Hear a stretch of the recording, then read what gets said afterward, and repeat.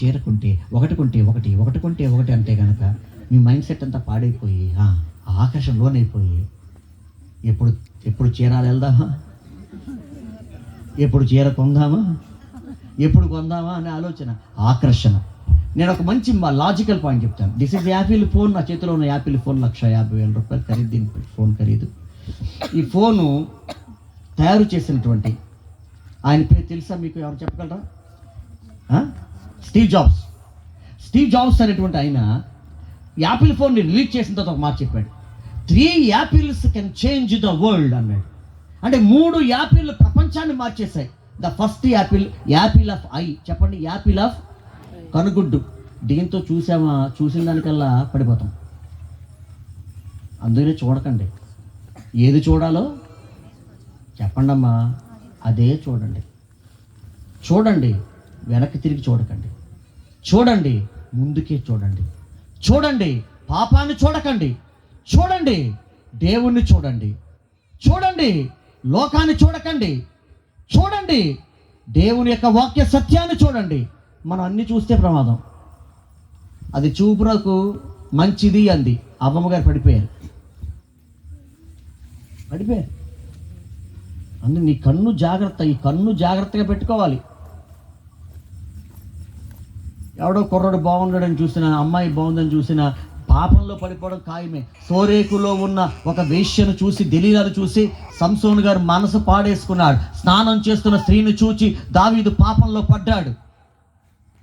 ఇందాకే చెప్పాడు. పాపం యాకోబు గారి గురించి మనం వింటున్నాం. యాకోబు గారు పాపం పరిగెత్తుకుని పద్దనారాము నుంచి పరిగెత్తిన మాంగారింటికి వెళ్ళాడు. మాంగారు అల్లుడు కౌగిలించినారు. ఒకరి మీద ఒకరు పడి ఏడ్చారు. మామ, నువ్వే నాకు దాని దిక్కు, మామ మీ ఇంట్లోనే ఉంటాను అన్నాడు. సరే ఉండురా అన్నాడు. అనేసరికి మామ నీకు ఎంతమంది పిల్లలు అడిగారు. అడిగేసరికి నా మాంగారు అన్నాడు, నాకు 2 పిల్లలరా, ఆడపిల్లలరా అన్నాడు. అనేసరికల్లా లోపల ఇప్పుడు ఆడపిల్లలు చూద్దామా అని అల్లుడి గారు చూస్తా ఉన్నాడు. ఒక రోజున ఒక అమ్మాయి కనబడింది, చిన్న అమ్మాయి. దాని పేరు రాఖేల్ కనబడింది. చూడంగానే మనసు పారేసుకున్నాడు. మాంగారు తిరిగాడు, మామ నీ చిన్నమ్మాయిని బాగా గాఢంగా వినపడలా చెప్పండి, గాఢంగా ఒక మార్కెట్లో ఒక మాట మాత్రం చాలా ఎక్కువ కనపడుతుంది, ఐ లవ్ యూ అని. ఏంటో లవ్ యూ. వీళ్ళకో దినం పెట్టారు. దాని పేరేంటి దినం? ప్రేమికులో దాన్ని ఏమంటారు? వాలంటైన్స్ డేనా?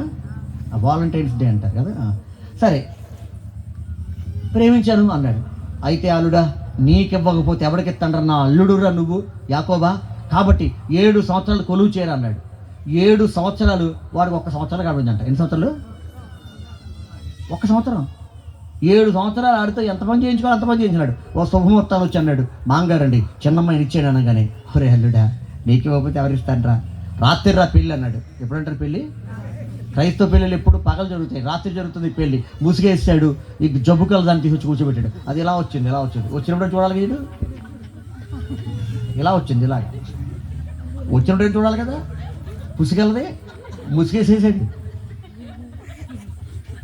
నిన్ను ఆకర్షించే ఈ లోకము కాటు వేసే విష సర్పము, యువక అధికాలు జారే కొట్రా నాన్న.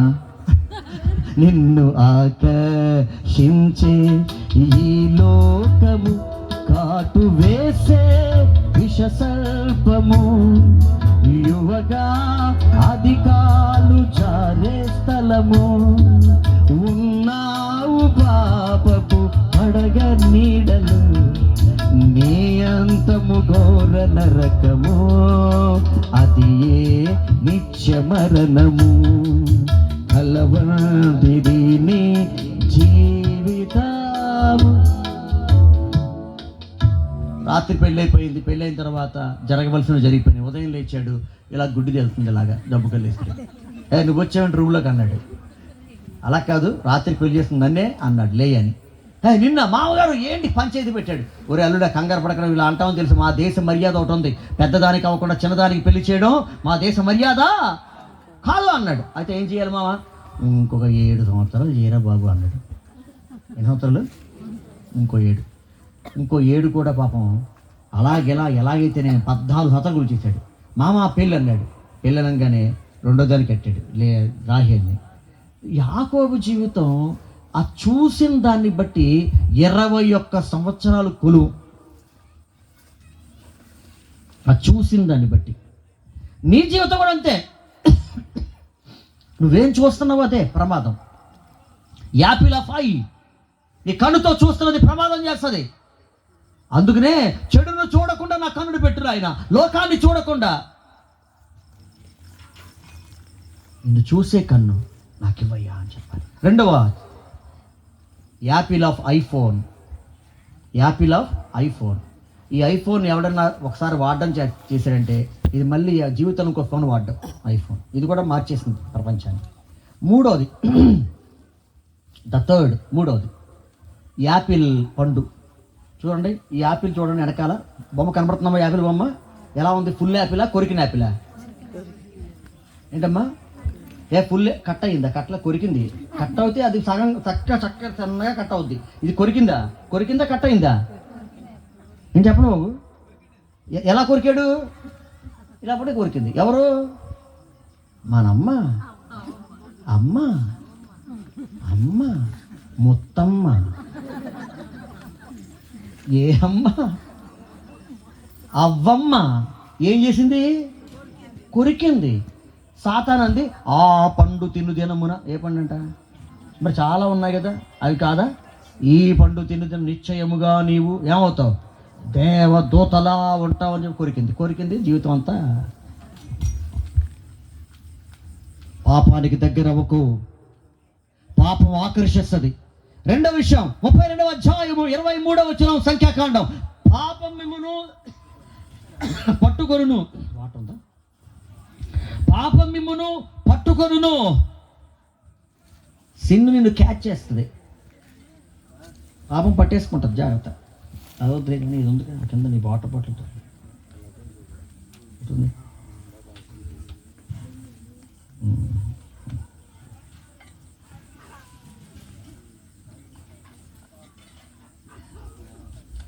స్పీకర్కి ఒక వాటర్ బాటిల్ పెట్టండి ఇక్కడ.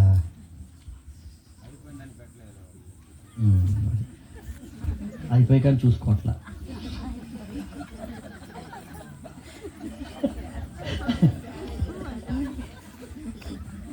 మనంతా చూడడం గురించి చెప్తున్నప్పుడు మరి పాపాన్ని చూసి ఆకర్షించబడ్డారు.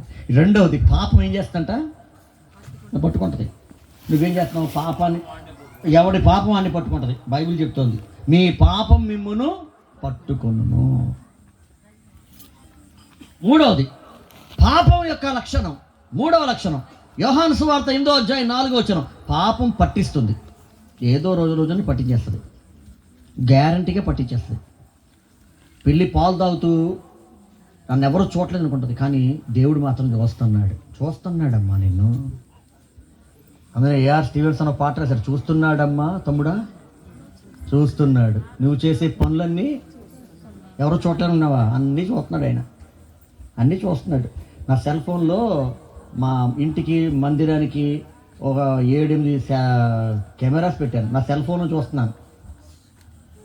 ఒక ఉదయం ఒకసారి, మధ్యాహ్నం, సాయంత్రం ఒకసారి చూస్తాను. ఎవరు వచ్చారు, ఎవరు వెళ్ళారు, ఎవరు వస్తున్నారు, ఏంటి అన్నీ. Each and everything. నేనే సీసీ కెమెరా పెట్టుకుంటే దేవుడు నేను ఎన్ని కళతో చూస్తున్నాడు. ఈ పాపం మేము పట్టిస్తుంది. రాస్తున్న పాపం మిమ్మల్ని మరణాన్ని నడిపిస్తుంది. కాబట్టి ఈరోజు రాత్రి దేవుని వాక్యం వింటున్న దేవుని బిడ్డలారా, ఏదో నవ్వడానికి కాలక్షేపానికి మాట చెప్పట్లేదు, కానీ నెహేమ్ అనే ఒక మాట, యావా అనే 2 మాటలు. నెహేమ్యా అంటే దేవుడే ఆదరణ ఇస్తాడు. నీకు ఆదరణ ఇచ్చేవాడు దేవుడు. ఆఖరిని చెప్పాను, పాపం జోలికి వెళ్లకుండా, పాపానికి దూరమై, పాపపు ఆకర్షణలకు దూరమై దేవుని కొరకు బ్రతకాలని బైబిల్ చెప్తోంది. ఒక్కసారి మీరందరూ ఉన్న స్థలాల్లోనే మోకరించండి. ప్రార్థన చేసుకుందాం. ప్రార్థనతో ముగించుకుందాం సందేశాన్ని. అందరూ సరిగా మోకరించాలి. కుర్చీలో కూర్చుని వారు నిలబడండి. చాలు ప్లీజ్ నిలబడండి. నిలబడగలిగే మోకరించే వాళ్ళు నిలువు మోక